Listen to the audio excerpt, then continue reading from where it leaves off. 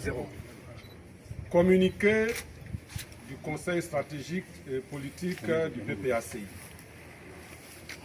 Sur convocation et sous la présidence effective de son Excellence M. Laurent Gbagbo, président du Parti des peuples africains Côte d'Ivoire, PPACI, le Conseil stratégie et politique, CSP, élargi au président des organes centraux du parti, s'est réuni ce mercredi 15 octobre 2025 en séance extraordinaire au cabinet du président du parti, César Atoban, de 12h à 14h.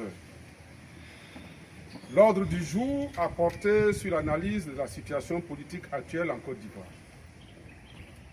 Notre pays, la Côte d'Ivoire, est actuellement secoué par une grave crise préélectorale.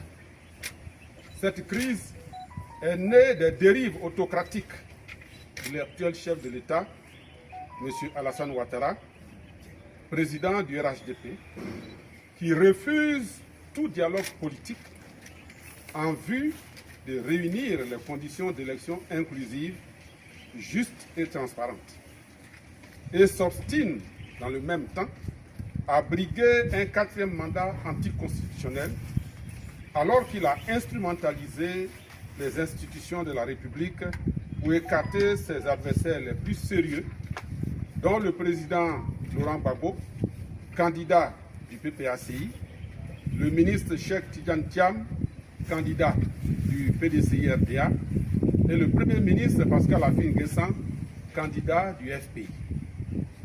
Au cours de la session extraordinaire de ce jour, le CSP a entendu une communication du professeur Sébastien Dano-Djedje, président exécutif du parti, membre du comité de pilotage du Front commun PPACI-PDCI-RDA. Son exposé a fait le point sur les manifestations démocratiques et pacifiques organisées par le Front commun, appuyées par des partis politiques membres de la CAPSI, des candidats recalés par le Conseil constitutionnel et des organisations de la société civile. Ainsi, le CSP a été informé que la marche pacifique organisée par le Front commun le 11 octobre 2025 à Abidjan, ainsi que les marches éclatées organisées à l'intérieur du pays, ont toutes été brutalement réprimées. À ce jour, le bilan provisoire de ces répressions d'une violence inouïe s'établit comme suit. 2 personnes décédées, à savoir un bébé de 2 ans qui a été étouffé par les gaz lacrymogènes d'une grenade lancée par les forces de l'ordre dans une cour dans le village de Abié, dans le département d'Absoubé.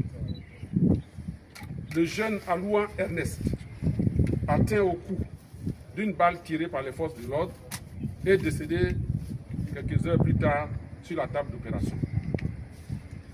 Précision importante.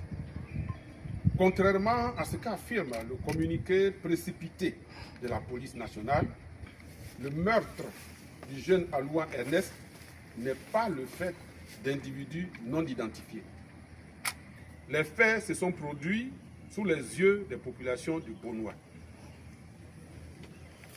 On dénombre également une trentaine de blessés et plus de 700 personnes interpellées, dont aujourd'hui 65 ont déjà été mis sous mandat de dépôt à la MACA. À cela, il faut ajouter les attaques perpétrées dans les domiciles et les multiples tentatives d'enlèvement des cadres de l'opposition. Aujourd'hui même, c'est mercredi 15 octobre, au moment où le président Laurent Gbagbo présidait la réunion du CSP, l'on a constaté un impressionnant dispositif des forces de l'ordre qui a été dressé autour de son cabinet. Le CSP salue la mémoire des victimes, adresse ses condoléances aux familles endeuillées. Il apporte sa compassion aux blessés, assure son assistance aux personnes en détention. Le CSP ne s'étonne point des dérives fascisantes du régime RHDP, un régime visiblement aux abois. face à la gravité de la situation. Le PPACI réaffirme sa détermination à poursuivre résolument et dans le cadre du Front commun, en liaison avec les autres partis politiques et les organisations de la société civile, le combat pour le respect de la Constitution, la démocratie et l'état des droits en Côte d'Ivoire. Il rappelle qu'aucune autre voie ne se présente au peuple ivoirien épris de liberté et de justice que celle de la résistance à ce régime dictatorial qui tente de se maintenir au pouvoir par la terreur. Le président Laurent Gbagbo, président du parti, a indiqué au CSP qu'il suit de très près les événements qui se déroulent depuis quelques jours. Il salue la détermination du peuple ivoirien à se battre pour le respect de la Constitution, pour des élections inclusives et démocratiques.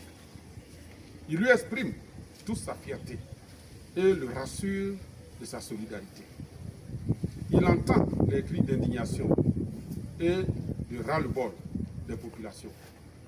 Il a décidé de s'adresser dans les tout prochains jours au peuple de Côte d'Ivoire. Fait à Abidjan le 15 octobre 2025, le CSP.